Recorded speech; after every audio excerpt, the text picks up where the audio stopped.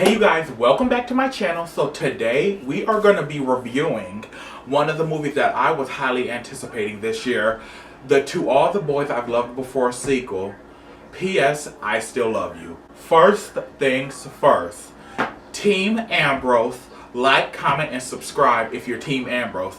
Everybody else, trash.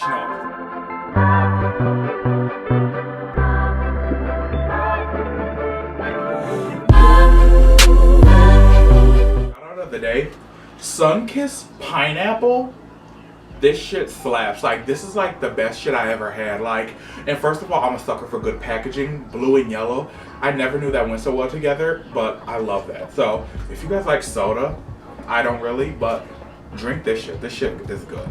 Anyways, okay, so let's get into the P.S. I Still Love You, the sequel to All the Boys I've Loved. Can we talk about how beautiful Laura Jean and Kitty looked in those ceremonial robes that they wore? Like, I love their culture. I think they were celebrating New Year's, so it was just so good. Like, I love the silks and the vibrance of the colors. You know, I'm just one of those people, like, I appreciate people's cultures, you know, like, I just love that shit, you know? And I think the most biggest thing I want to get out of this review is that I'm Team John Ambrose all the way. Like, that's it, period. That's all I gotta say, period. If you're Team Kavinsky, tell me why. Like, you know, I'm not gonna lie though, towards the end, I ended up being more towards Team Kavinsky because that was just fucking cute as fuck. How he showed up and he was like, I know you hate driving in the snow. And I'm like, oh, you care if I live or die. And like, that's the true hallmark of a sweet guy. If he cares if you live or die, cause honestly, not many guys do. Laura Jean fell backwards. First of all, you know how hard she fell? This whole thing, she gonna need more than that. Cause I like, girl, that sounded like you like broke your spinal cord. And I was like, and you're falling on those balls, no pun intended. It's like, girl, that shit looked painful. Like, that shit made my back crunch like a bag of like Captain Crunch, and I wasn't even in the movie, you know? Should have been. I am Team John Ambrose because I can relate to aspects of him, even though I'm a fat gay black man. You know, I can relate to the fact that he had a speech impediment. And I don't know, when I meet other people who have speech impediments, because I was in speech therapy for 10 years.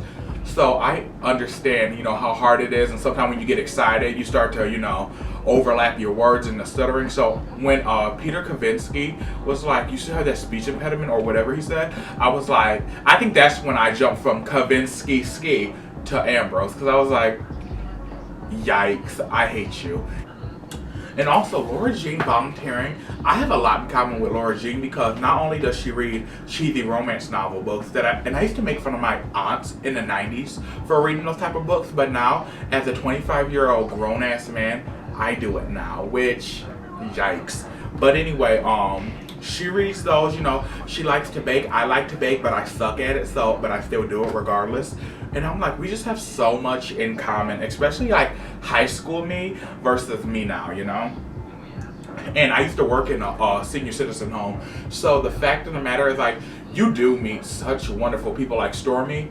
You meet real women like Stormy who have so much life still. You know, just because like they're going towards the sunset of their life, they still are so vibrant, so active, have education and stories. Like, volunteer at a senior citizens home. If you don't do anything in life or any type of volunteering, just try it. You will be surprised what these old people have to tell you. Now, sometimes some of them are off their rockers and, you know, they're a product of their time, if you know what I mean. However, most of them, a blast. So let's speak about those singing telegrams at Laura's school when her and Peter were doing their Valentine's Day thing. First of all, I think we can all vouch that we all been in school when they had the telegrams. At my school, they would have hand-delivered carnations. They wouldn't have people singing because ain't nobody gonna do that shit in real life. Well, and not in my school at least. I remember that feeling of when, you know, they come in with bouquets of flowers and carnations and you don't get none, and you watch the person who gets one and you're like, When Laura Jean thought they were gonna come in there and sing to her and they didn't, and they started singing to Ross Butler's character, I was like, oh my god, I've been there. And I remember my junior year of high school, when they were delivering carnations, I bought myself 20 of them. And this fucking asshole boy, who was cute though, but he was such an asshole, he said to me, I bet you he bought them himself. And little did he know, I did. But yeah, so I could just relate to Laura Jean. Like, Laura Jean's one of those characters, for those, you know, who got into the whole romance, cheesy, you know, well known but shy at the same time trope of a teen, we understand you because I was there. You know what's really good about this movie?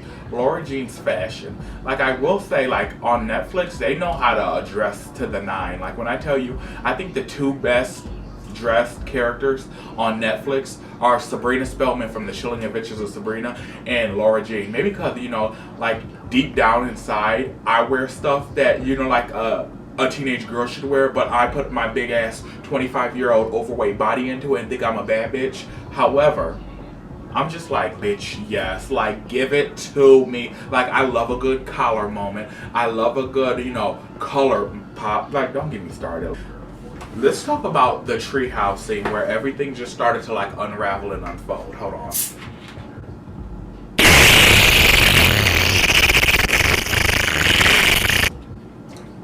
Oh, I'm gonna have to like drink water for 2 weeks to get the shit out of my system. However, it's worth it because this pineapple shit is just so good. Word. And Laura, you were messy for getting them all together and you didn't tell him that they were dating. Girl, you a messy queen. That's what I see about you. Laura Jean is so messy. And she, like, Laura Jean's one of those kind of messy girls that you love to hate because she's messy. She gets her hands dirty, but washes them as soon as, you know, they get too dirty. And I'm like, me, honestly. I think, you know, after Peter said that thing about John Ambrose's speech impediment, and then when after they broke up and then he took off her necklace, I think that's when I jumped ship from Team Kavinsky, because I used to love me some Peter Kavinsky. Ski. However, I was like, no, honey, we're not doing that. And then, like, literally, when he took off her heart necklace, I could feel her heart breaking. I was like, this is a movie about fictional characters, but why does this hurt me?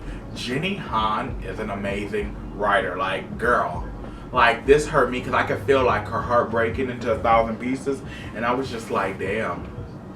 I love Stormy. Like, Stormy was such a good character. At first, when in the previews, I thought Stormy was actually Laura Jean's grandmother on her dad's side, since her dad is white, but ended up being just one of the residents at the retirement home she volunteered at.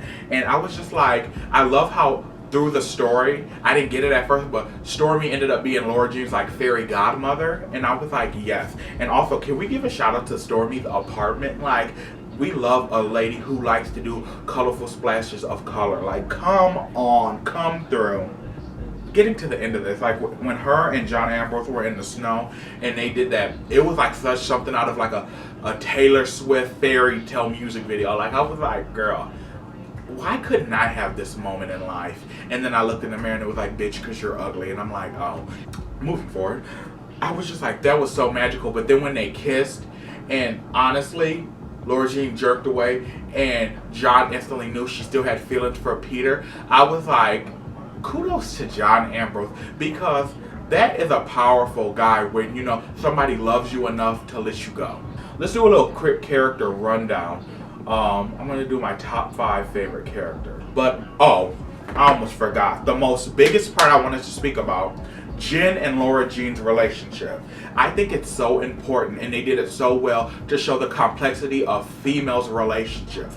But with that being said, just because they're young doesn't mean they can't have a complex relationship. And I love how they're still, like, there's a very much so love-hate there, where it's like, bitch, I can't stand you, but bitch, I know where you come from, so I love you, you know, but we're just on 2 different ships in the night passing each other, you know.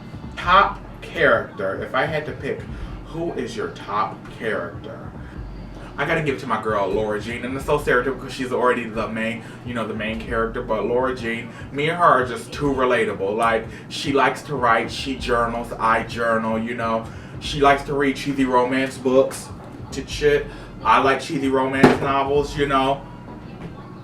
She's messy sometimes. I'm a fucking messy bitch.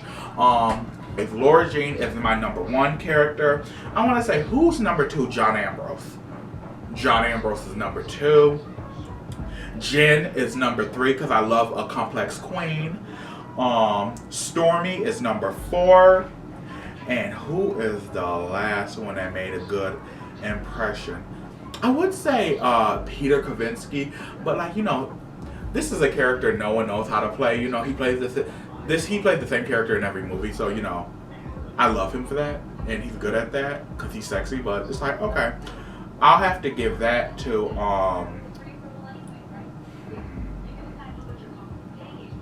we do love Lucas, you know. But I will have to give it to Kitty, because Kitty's just like, you know, she says sometimes what the audience is thinking, you know, just from like a younger perspective. So we'll give it to Kitty. So yeah, my top 5 favorite characters of the To All the Boys I've Loved sequel, P.S. I Still Love You. I can't wait till the last one comes out. That'll probably come out sometime next year. Always and Forever Laura Jean, because this is just one of those good movies that I wouldn't mind having on my DVD collection. So I want to thank you guys for watching. Like, comment, and subscribe. I ramble a lot. That's just part of me. Get used to it. If you guys want to watch, I have a podcast out called Bishop Mortimer's Day Off, because bitch, every day's a day off when you're with a bitch like me. Anyway, it'll be linked below if you want to do some charity onto a basic bitch like me and subscribe. And I want to thank you guys, and I hope you guys all have a happy Valentine's Day. You know, if you're alone, treat yourself. If you with somebody, you know, do something nice for somebody else. And you guys have a good night, and I will see you guys next time. And also, comment down below if you want to. Are you Team Kavinsky or Team John Ambrose? Or are you Team Mortimer? Because, bitch, a little like a celebrity. A made nigga way bigger than the mother cat you love to see. I'm getting paid like I'm supposed to. My homie